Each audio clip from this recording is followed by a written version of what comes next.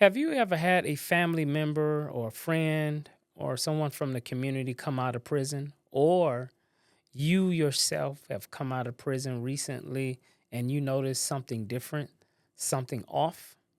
Where you're exactly right. Something is off, and I'm about to tell you why.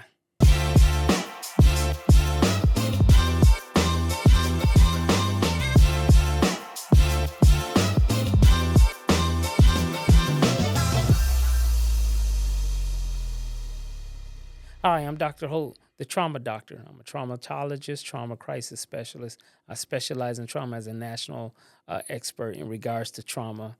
I have over 20 plus books on Amazon right now speaking into this space about trauma. So not only am I an expert, but I'm also an authority in this space. Today we want to talk about, as we offspring, my book, The Traumatization of Incarceration. You heard it, the traumatization of incarceration. And I started out asking you if you have a family member, whether if your brother, sister, mom, dad, uncle, auntie, someone from the community or someone in the neighborhood come out of prison, or you yourself have already spent a few years in prison, 10 years, 20 years in prison, and now you're released, but you notice once you got home, you were different. You notice that once you got among your family, you were off. You notice when you should feel some kind of emotions towards something, you notice you're a little numb or you notice you're kind of dissociative. Here's why. Exactly what I said. You have experienced all kinds of massive amount of the traumatization of being incarcerated. Let me unpack that. When you went to prison and you were exposed to all the different types of violence, the separation from your family, um, the violence and the being confined into prison cells, not able to sleep, seeing people be killed, murdered, all of that, my friends, have impacted you one way or another. Trauma is real. And what we realize in recent research, it shows that nearly 90% of inmates have already had unresolved childhood trauma. That means most of the population that's in state prison, federal prison, and even the county jails have had high levels of trauma, which is almost 90%. Think about that. 90%. That is mostly the entire population of those who are incarcerated nationally have a lot of unresolved childhood trauma. That's one issue. Then two, then you now is arrested, indicted, prosecuted, convicted, and sentenced, and now you into the prison industry. You're in an incarcerated space, and once you come into these spaces, you are seeing some of the most vile. You've experienced some of the most evil, sinister. You experienced some of the most traumatic experience that the brain and nervous system can take. And not only have you experienced that, but you're not experiencing it for an hour. You're not experiencing it for 5 hours. You're not even experiencing it for just 24 hours. And then you release. You're experiencing high levels of trauma over and over and over and over again. When you are confined into that space, treated like an animal, that's trauma. When they shift your name to being a number and strip your identity as a human, that's trauma. When you have to make yourself numb so you don't feel the pain of missing your children and missing your 2-year-old first steps to walk, missing your kid 5 years old kindergarten experience, missing them grow up, your daughter go to her first prom, and you missing your son's first championship football game. All those things plays a part of being very traumatic. When you hearing men being raped and being sexually assaulted in prison. That's trauma. If you're on the field and you see some men walk up to a guy and shank them and stab them to death, and he bleeds out, and that person don't even get any kind of medical care or help and just die on the field in prison, that's trauma. Let me tell you, trauma is really high in prison.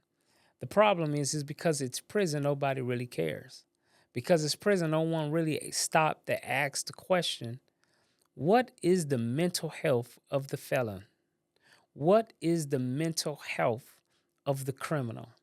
What is the mental and emotional state of those who have broken the law, who's a convict? Who cares about stuff like that? People don't spend a lot of data, spend money on tracking, spending money on research, on studying the brain and nervous system of the inmates in prison. I mean, for after all, they criminals, for God's sake. And unfortunately, we fail to realize, and we are now learning that trauma is impacting our inmates on a very, very alarming and a concerning rate. Just think, to be traumatized and to be in a trauma response, that means the inmate have to stay in fight, flight, or flight for the duration of their sentence. For if they're doing 5 years, they're in fight, flight, or freeze. If they're in prison for 10 years, 15, 20 years, their nervous system is stuck in fight, fight, or flees. And the cortisol is constantly being released, which also impacts insomnia. You can't really sleep. You hear a lot of prisoners say, those that are in prison say they have a difficult time sleeping. They have a hard time getting really good rest. It's because of the overstimulation and the overactivation of the brain and nervous system of just being in prison, not knowing if you're going to get murdered, not knowing if you're going to get shanked, not knowing if you're going to get raped. And oh, yeah, on top of that, the prison guards calling you out of your name, treating you like animals, being in a space where it's animal like behavior and dehumanizing and demonizing. All of that plays a part of being in prison. And when inmates have been in prison for such a long time with a over aroused uh, nervous system that's pushing out nothing but stimuli and cortisol, after a while, it impacts your brain, it impacts your body, it makes you sicker. Your body turns to be more pro inflammatory, which means that you start having chronic and cellular inflammation in the body. You start having pain, you start having brain fog, you start having all kind of psycho, neural, and physical conditions because of the high violence and the overstimulation and the hypervigilance of being in prison. And this is another thing that I want to talk about as well, and that I talk about in the book, is that inmates is not only struggling with trauma, not only struggling with chronic trauma and complex trauma and PTSD, but inmates is really struggling with a high level of grief at the same time with trauma. What? I know you said, what? I never even thought about that. Absolutely. Grief is not limited to when someone passes away. I think that's one of the big reasons why we don't catch grief, because we think the only time we grieve is when someone dies, and that's not the only time we grieve. Grief is anytime there's a major change, a severe shift and crisis in someone's life. That is an opportunity where you're supposed to grieve. Let me say that again. Grief is not just when someone passes away. That is an illusion.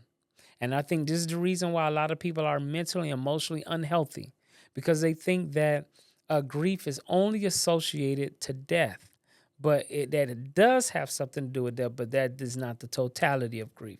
Anytime you have a major shift and a major change in your life that is severe and that is and chaotic, you need to be able to have a space to grieve. Now, why do I bring this up? Because many inmates are not just suffering from PTSD, they're suffering from grief, which means that the times that you lost your freedom, the times you had a thriving career, got arrested, got indicted, got prosecuted, got convicted, got sentenced, and now you're in prison. Now you're a felon and you have lost everything. You have lost your career. You have lost your reputation that it took you years to build. You lost your accreditation, your license, your certifications. All that stuff is poof, gone by one incident. You are supposed to grieve. You cannot really heal until you grieve from those things. Maybe your wife turned her against you and said this is just something that she can't stick along with. And maybe she divorced you while you was in prison. Listen, in order for you to heal, you got to be able to grieve through those situations. You miss your children being a child, and now they're grown, now they're adult. You missed all of those experiences as being a father or a mother. You're supposed to grieve through that pain and grieve through that loss. So not only do inmates suffer from a lot of the trauma and a lot of the PTSD and the depression and the anxiety and paranoia that comes with it, but absolutely you better believe that if you've been in prison, you know some people have been in prison, or maybe I'm talking to you that has actually experienced prison and now is coming out, you have to allow yourself to grieve as well. So what I want to tell you is that there is hope. Thank God there's hope. You always hear me say that trauma may be part of your history, but it does not have to rob you of your destiny. And that's why I'm excited about to tell you today is that you can heal and you can rebound. Even spending 5 years in prison, 10 years, 20 years, 30 years, you can heal from your trauma and you can heal from your grief. Now, not only you can heal, you must heal. Why? Because you need to be the best version of yourself. And you can't do that if you don't get the help that you need. Two, your family and your loved ones are dependent on you. They've been holding you down for many years while you were in prison, and now you're out. And maybe you're a little different because you've been through your experiences in prison have been extremely traumatic, and you need to get the help. And so you always hear me say you can't always do it on your own. Everyone that is successful needed somebody and needed a support network. So how do I heal, Dr. Holt? That's a great answer. Number one, you got to know you have an issue. You got to first admit that I've had trauma. I've had childhood trauma coming up. Probably the reason why you got in prison because you didn't know how to identify, didn't know how to navigate through your trauma, made some dumb choice, made some stupid decision, and boom, you're in prison. Two, you got to have a level of readiness. I don't care how great the therapist is. I don't care how great the doctor is. You must be ready. And you got to get sick and tired of being sick and tired of your circumstances and sick and tired of the direction that you're going, sick and tired of the bad choices that you have been making, and make a change and have a sense of readiness. Three, you got to get help. You got to get help, which means you need a licensed professional. You should be talking to your counselor, talking to your therapist, talking to your psychologist, finding someone that can get you help. And yes, sometimes even talking to your pastor, talking to your rabbi, talking to some type of spiritual leader, also getting some type of spiritual counseling as well as clinical counseling. Fourthly, I said you got to put in that work. There's absolutely no substitute for not making the sacrifice and putting in daily work. And what I mean work, I mean putting in that work on a consistent basis. You got to be consistent. You can't start and then stop. And then start, then stop. That's going to only set back your healing and set you back from being successful. And you just got to be real about areas you need to be accountable for. So accountability, I would say, is next. Be accountable and show accountability of your wrong and your accountability of not getting it right, your accountability of what you need to fix and just do better. So you can heal from your trauma, the traumatization of incarceration. Listen, this is a great book. There's so much more to say in this book, about this book. If you like what we were saying in this episode, please go to my Amazon author page or go to Amazon, put in my name, Dr. Demond T. Holt, and you shall see my book, The Traumatization of Incarceration. Again, if it's you that's been in prison, or if you know someone that has been in prison, that book is for you. It is life-changing, it is powerful, it is prolific, and it will transform your life. So go get that book. We're looking forward to seeing you. So support your boy. I got so many other books outside of the traumatization, incarceration. I told you we got our God Daddy issues out there. Many people love it. We got Take Off Your Mask. I got so many other books. So go out and get the book. Go out and support me. Get the book. Let me know you got it. I most definitely want to hear from you so we can know how that book is being a blessing to you. My email, if you want to reach me, you can email me at Demond, D-A-M-O-N-D, at Demond Holt, DAMONDHOLT.com. Reach out. Let me know how you like it. All right. You always hear me say, if we don't heal from our trauma, we're going to continue to bleed on those that didn't cut us. So let's heal, and let's heal together.